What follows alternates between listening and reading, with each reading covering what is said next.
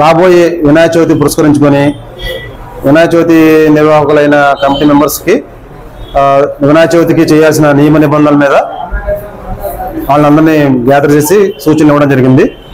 మెయిన్గా ఈ వినాయక చవితి అనేది అందరూ కూడా ఎంతో ఆనందంగా జరుపుకోవాలనే మెయిన్ ఉద్దేశంతో చేసుకుంటారు.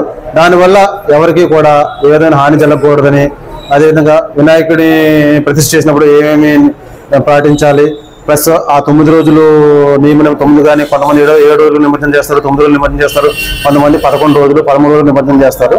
మైక్ పర్మిషన్ ఏ విధంగా పెట్టుకోవాలి, ఏ డిపార్ట్మెంట్ అంటే ముఖ్యంగా పోలీస్ వారి, రెవెన్యూ మరియు ఫైర్, అదేవిధంగా ఎలక్ట్రిక్ డిపార్ట్మెంట్ నుంచి సింగిల్ విండో గవర్నమెంట్ పెట్టింది. ఆ సింగిల్ విండో ప్రకారంగా వీళ్ళు అప్లై చేసుకుంటే అధికారులు అందరూ కూడా ఈ 4 డిపార్ట్మెంట్ అధికారులు సీన్లో విజిట్ చేసి వాళ్ళకి అనుమతి ఇవ్వడం జరుగుతుంది. ఎవరు అంటే వినాయక చవితి చూసిన నిర్వాహకులు ఎవరు ఇబ్బంది పడుకోకుండా మన గవర్నమెంట్ ప్రతిష్టాత్మకంగా పెట్టడం జరిగింది. ఆ యాప్ను ఒకటి ఇన్స్టాల్ చేసింది.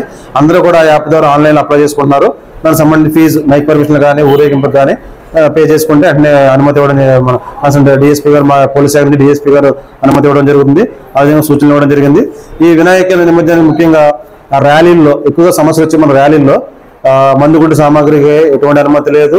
అదేవిధంగా డీజే సిస్టమ్ కూడా అనుమతి లేదండి. అలాంటి ఎవరన్నా వినియోగిస్తే మాత్రం సీజ్ చేయడం జరుగుతుంది.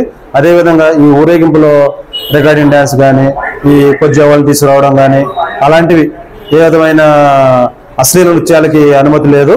కాబట్టి అది ఎవరు కూడా తీసుకురావద్దు. తీసుకొచ్చి మీరు ఇబ్బంది పడద్దు. అనవసరంగా పోలీస్ కేసుల్లో ఇరుక్కుని మీరు ఆనందంగా జరుపుకోవాల్సిన వినాయక చవితిని విషాదం చేసుకోవద్దు.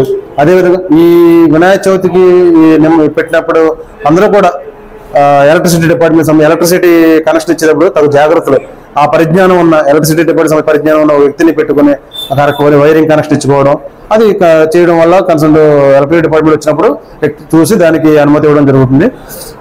కాబట్టి మీరు ఏదైనా సరే, అదేవిధంగా ఈ ఏదైతే విగ్రహం పెడతామో అక్కడ వేరే మతస్థులకు ఇబ్బంది కలగకుండా, అంటే చర్చిల దగ్గర కానీ మాస్కుల దగ్గర కానీ పెట్టకుండా, అదేవిధంగా ఊరేగింపు రోజున కూడా ఆ మాస్కులు ఉన్న ఏరియా, ఏదైనా చర్చిలు ఉన్న ఏరియా అక్కడ రూట్ వెళ్ళేటప్పుడు ఆ రూట్ వల్ల ఉన్న వాళ్ళకి ఇబ్బంది కలగకుండా చేసుకోవాలని